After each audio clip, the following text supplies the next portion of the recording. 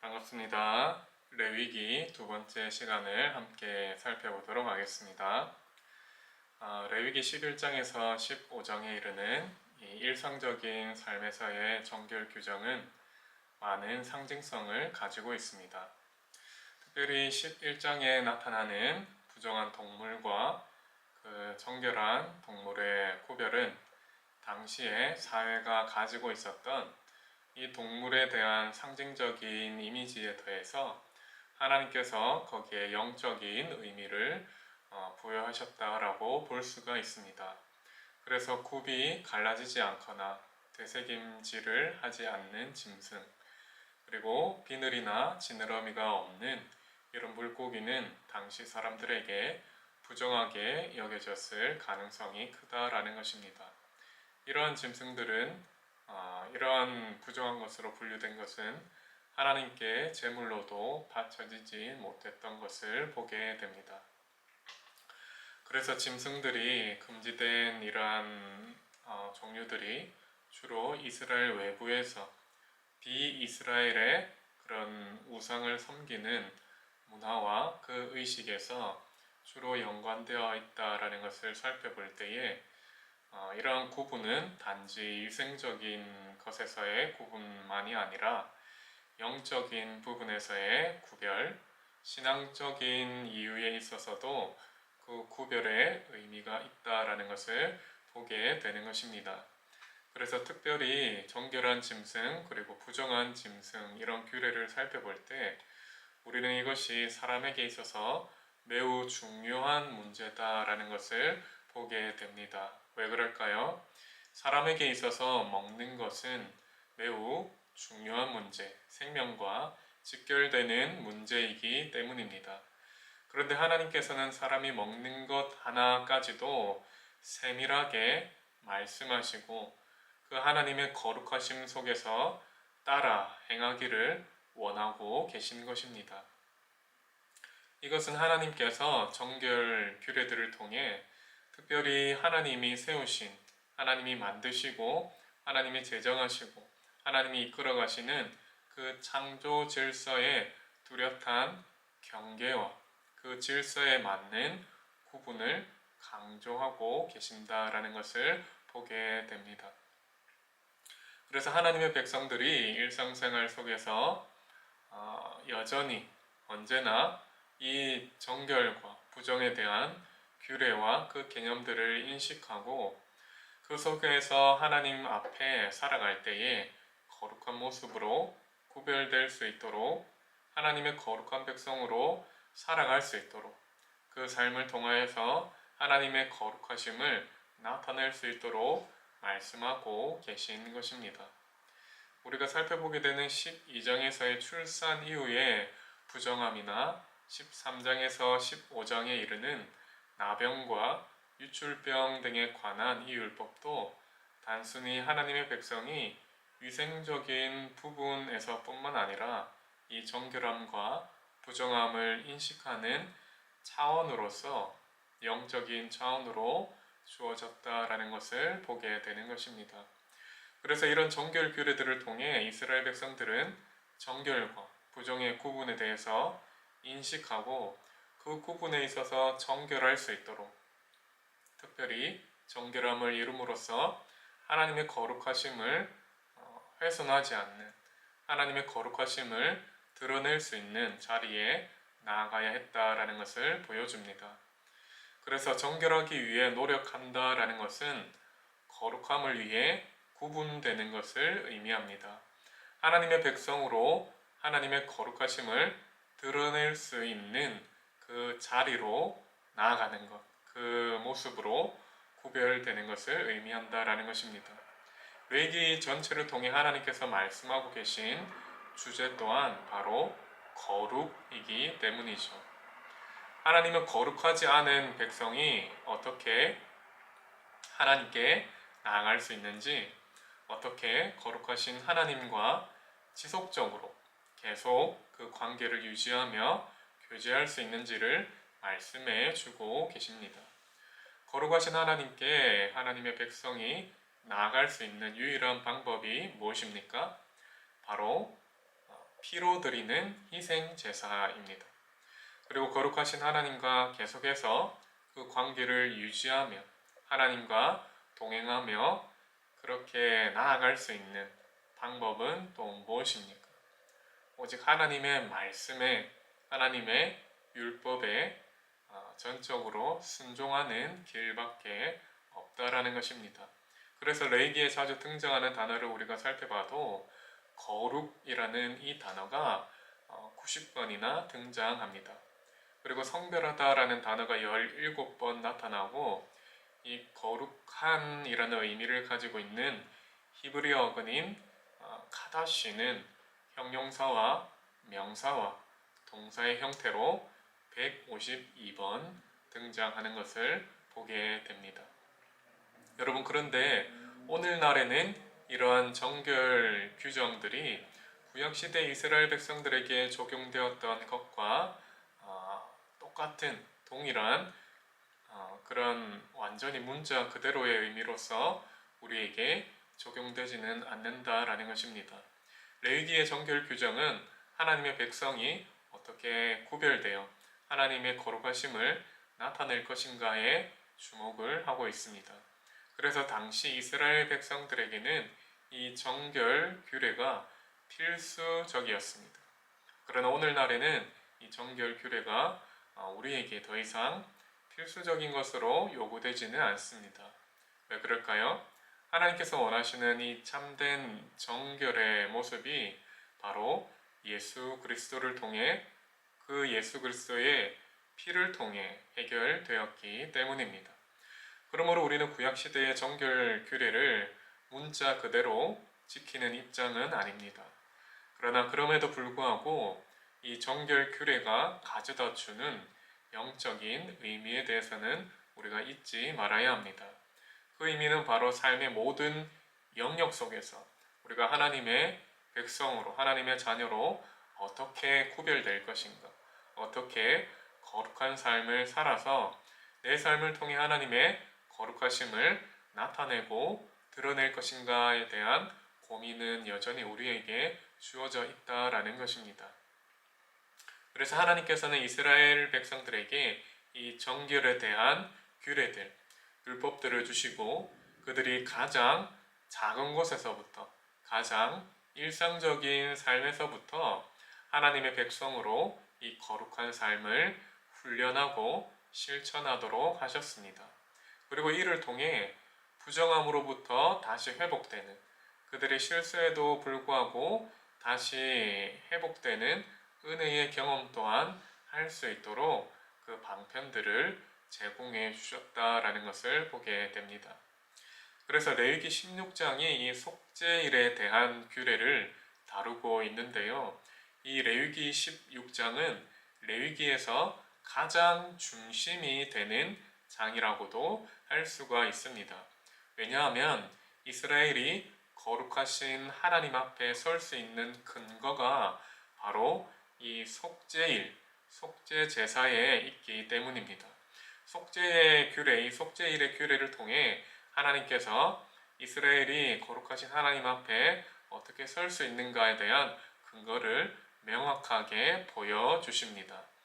이스라엘이 이 거룩하신 하나님 앞에 설 수 있는 이유, 하나님이 제사를 통해 용서라는 그 놀라운 은혜를 베풀어 주시기 때문이죠.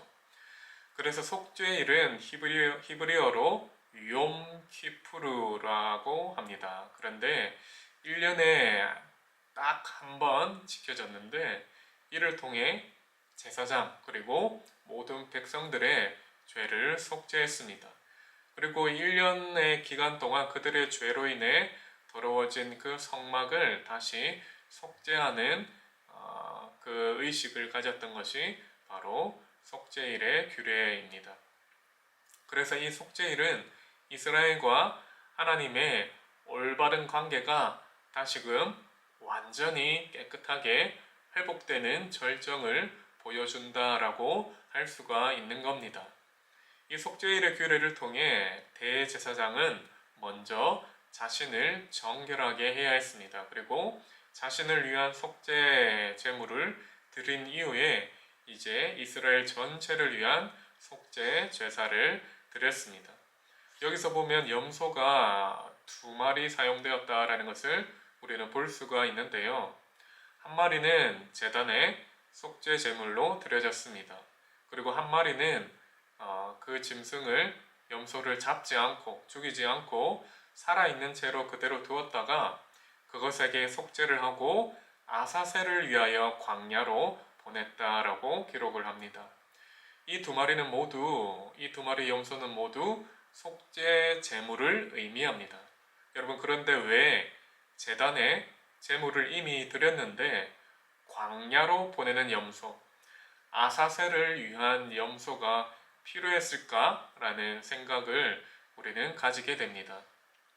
이 아사셀이라는 말은 구약에서 사탄 또는 악령으로 이해했습니다. 그래서 아사셀을 위해서라는 말은 이 아사셀을 위해서 염소를 광야로 보낸다라는 말은 이스라엘의 그 모든 죄, 그 죄의 원인이 되는 아사셀에게, 사탄에게 다시 되돌려 보낸다라는 것을 상징적으로 보여주는 모습이라고 할 수가 있습니다.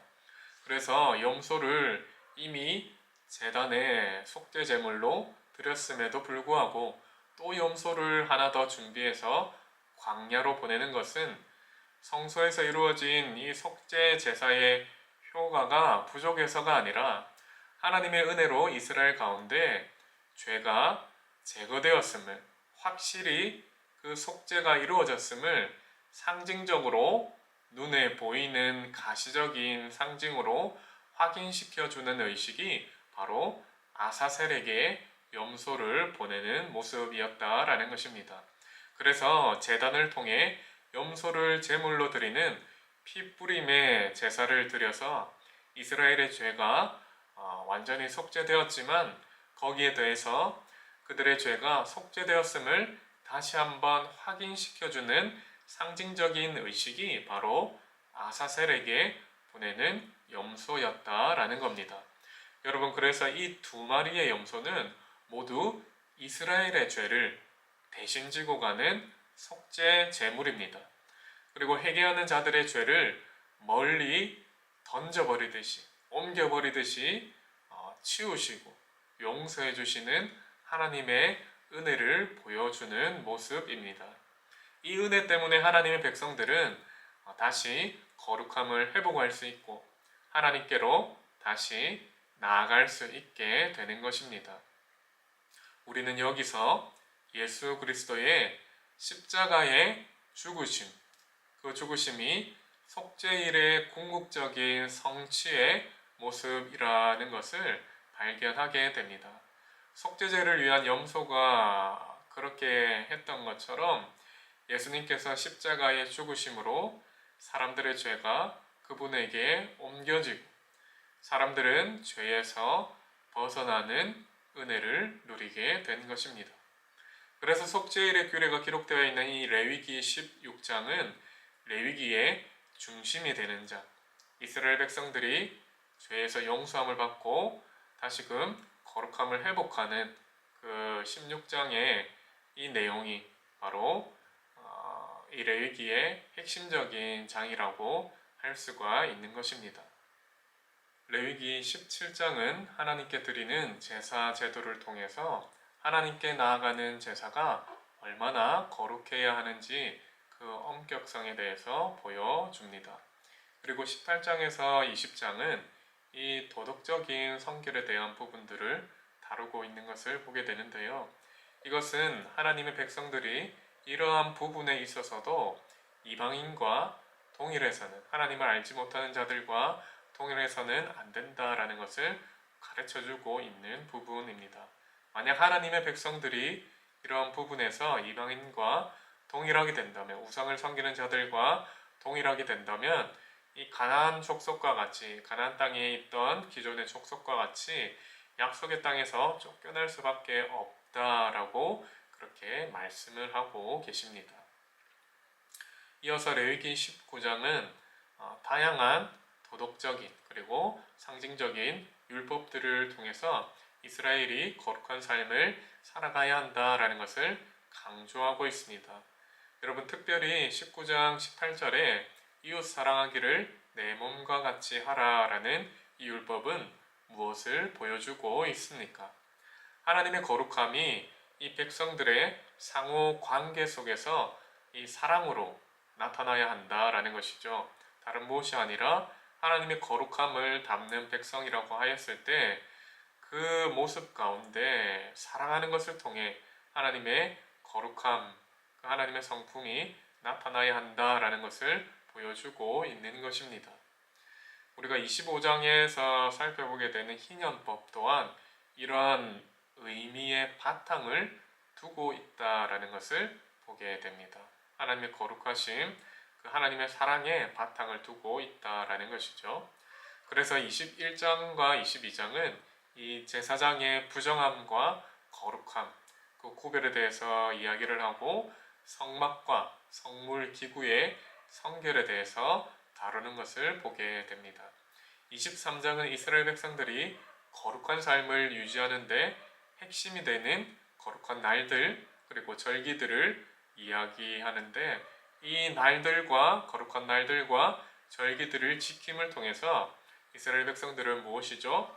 이제 하나님과 그 관계를 동행하는 관계를 하나님과의 영적인 교제를 계속해서 꾸준히 유지하는 관계를 이 거룩한 날들과 절기들을 통해서 이루어갈 수 있었다라는 것입니다. 특별히 안식일은 하나님과 백성 사이에 맺어진 언약 관계를 눈으로 가시적으로 보여주는 날입니다. 그 의미가 이 안식일에 담겨 있다라는 것이죠. 그래서 안식일을 통해 언약 백성은 하나님의 복과 하나님의 은혜를 누립니다. 또한 이 안식일의 의미는 하나님의 그 구원의 은총을 기억하고 감사할 뿐만 아니라 미래를 바라보면서도 하나님의 그 은총을 대망하는 것입니다. 지금 주어진 삶 속에서 매 안식일을 지키고 매 안식년을 지키고 매 희년을 지킴으로써 그 반복적인 실천 속에서 구원의 하나님을 다시 한번 기억하고 다시 한번 그 하나님의 구원의 은혜를 인정하며 감사하며 나아가게 되는 것입니다. 특별히 우리가 절기들 중에 몇 가지를 살펴본다면 먼저 유월절은 하나님께서 애굽에 내린 10가지 재앙 중에 마지막 재앙과 관련되어 있죠. 하지만 이 출애굽 자체를 기념하기 위해서 제정된 절기가 바로 유월절입니다. 그래서 이날에는 양을 잡아서 굽고 누룩이 없는 무교병 그리고 쓴 나물을 함께 먹고 양의 피를 문설주에 발랐습니다. 그래서 유월절은 특별히 원래는 가족 단위로 지키는 절기였지만 이스라엘이 가나안 정착 그 이래 그 성막이 이제 완공되고 난 이래 그리고 솔로몬 성전 건축 이래로는 이제 가족 단위로 조그맣게 모이는 것이 아니라 민족 단위로 이제 큰 가족 단위로 함께 모여서 이 유월절을 지키는 것으로 바뀌었다라는 것입니다. 유월절 어린 양은 바로 메시아를 상징하는 것으로 오늘날 우리는 이 유월절의 의미를 성만찬의 기초로 보고 있습니다. 그리고 어린 양의 혼인잔치의 전조로 보고 있는 것입니다. 하나님께서 이스라엘을 구원해 주신 것을 출애굽해 주신 것을 기념하는 것이 이 유월절이라면 우리가 오늘 이 유월절의 의미를 성만찬의 기초로 그렇게 이해하고 있습니다. 또한 어린 양의 혼인잔치 무엇입니까? 하나님의 나라가 도래했을 때 마지막 그때가 도래했을 때 우리가 누리게 될 어린 양의 기쁨의 혼인잔치의 그 출발이다라고 볼 수가 있는 것이죠.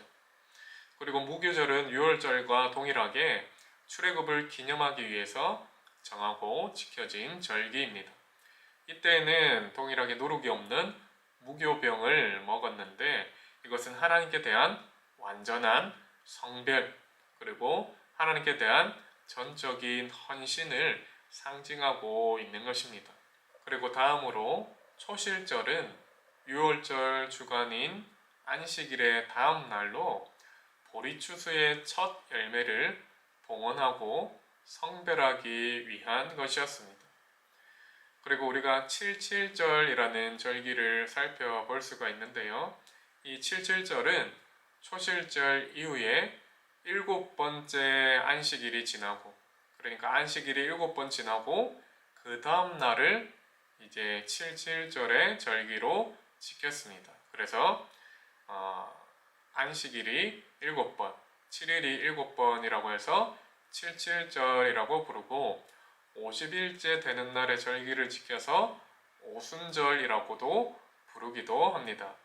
이 칠칠절에는 첫 수확물을 하나님께 드림으로 모든 것이 하나님께 속하고 하나님께서 모든 것을 주관하신다는 그 하나님의 주권을 고백하는 것이 바로 이 절기의 의미입니다. 그리고 그런 하나님께서 구원을 베풀어 주심으로 이 수확의 기쁨을 누릴 수 있음에 감사하는 절기가 바로 칠칠절, 오순절입니다. 그리고 다음으로 우리가 초막절을 살펴보면요.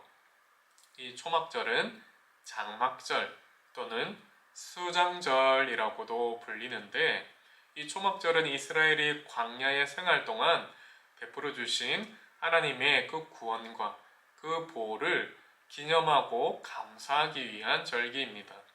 그래서 장막절이라고도 불리고 한 해 동안의 농사를 추수하고 지키는 절기라는 의미에서 수장절이라고도 불렸습니다.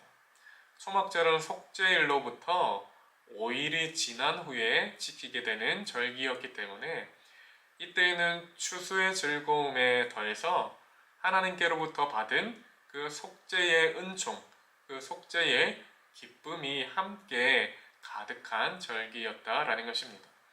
그리고 이 초막절은 안식년의 시작과 끝을 정하는 절기였습니다. 대표적으로 이런 절기들을 살펴볼 때 이 모든 절기들이 하나님의 구원의 은혜를 기념하고 단지 그 구원의 은혜를 기념하는 차원에서 머무르는 것이 아니라 현재에 가지고 와서 현재화하는 그 구원의 은혜와 기쁨을 현재의 기쁨과 은혜로 받아들이며 고백하는 공동체의 축제였다라는 것을 보게 됩니다. 이런 절기를 통해 백성들은 다시금 하나님의 은혜를 기억하고 하나님의 거룩하심 앞으로 나아갔던 것입니다. 25장은 그래서 안식년과 희년에 대한 법을 다루고 있는데요. 이것은 모든 하나님의 백성들의 거룩한 삶이 지향해야 할 목적지, 그것이 무엇인가를 보여주는데, 그 목적지는 바로 하나님 안에서 누리는 안식이라는 것입니다. 특별히 진정한 안식은 모든 관계의 회복을 통해서 그 질서가 다시 잡혀졌을 때 가능한 것이다 라는 것을 희년이 분명하게 보여줍니다. 희년은 어떠한 이유로든지 파산당한 사람들이 다시 하나님 나라 안에서 땅과 지위를 회복받고 하나님의 은혜를 누리게 된다라는 의미를 보여줍니다. 그래서 참된 안식은 무엇입니까? 하나님 안에서 회복을 누릴 수 있는 것, 하나님이 그 회복을 베풀어 주신다는 것을 신뢰하며 나아가는 것이 안식의 참된 개념이며, 안식일과 안식년, 모든 절기들을 지키며 나아가는 중요한 의미라는 것입니다. 레위기 26장은 결론으로서 이 하나님의 율법, 하나님의 말씀을 지켰을 때에 받게 되는 축복, 그리고 지키지 않았을 때 받게 되는 저주에 대해 기록합니다. 중요한 것은 불순종으로 인해 저주에 해당하는 징계를 받게 되더라도 언제든지 다시 회개하고 돌이킬 수 있는 은혜를 하나님이 허락하셨다라는 것이죠. 그것이 바로 제사를 통해 마련하신 하나님의 자비하심과 긍휼하심입니다. 마지막으로 27장은 서원에 대해 말씀하는 부록의 율법이라고 할 수가 있습니다. 우리가 레위기를 살펴보았는데요. 이 레위기는 하나님의 은혜로 출애굽을 경험한 이 백성들, 이제 하나님의 백성으로 어떻게 거룩하게 되며 어떻게 거룩한 삶을 살아갈 수 있을까를 보여주는 성경 말씀이 바로 레위기입니다. 이 백성들은 예배를 통해 하나님의 용서를 받습니다. 예배를 통해 하나님의 거룩하심을 덧입습니다. 그리고 그 거룩하심을 덧입어서 세상 속으로 나아갑니다. 세상 속으로 나아가서 거룩한 삶을 살아가도록 하나님의 명령과 하나님의 말씀을 수여받았습니다. 여러분, 그러므로 이것은 우리의 삶에도 그대로 적용이 되는 부분입니다. 예수님 안에서 거듭나 거룩하신 하나님을 만난 성도의 삶 또한 그 정체성이 거룩한 삶에 있기 때문입니다. 예수님 안에서 우리가 만나고 신앙으로 고백하는 하나님께서 거룩하시기 때문에 우리의 삶도 거룩해야 합니다. 모든 한 부분 한 부분 작은 영역 속에서도 우리는 거룩함을 이루어 가야 하는데요. 우리가 정말 약하고 불완전한 모습이 우리 가운데 여전히 있어서 실수하고 때로는 죄에 넘어질 때도 있지만 그럼에도 불구하고 우리는 예수님의 보혈을 의지해서 끊임없이 하나님께 나아가며 하나님의 용서하심의 은혜를 받아야 하는 것입니다. 이러한 과정들을 통해서 우리는 점점 하나님의 거룩하심 앞으로 가까이 나아가는 그러한 성화의 삶을 살아가게 되는 것입니다. 이제 레위기를 오늘로 마치고요. 이제 다음 성경 우리 민수기를 다음 시간부터 함께 살펴보도록 하겠습니다. 감사합니다.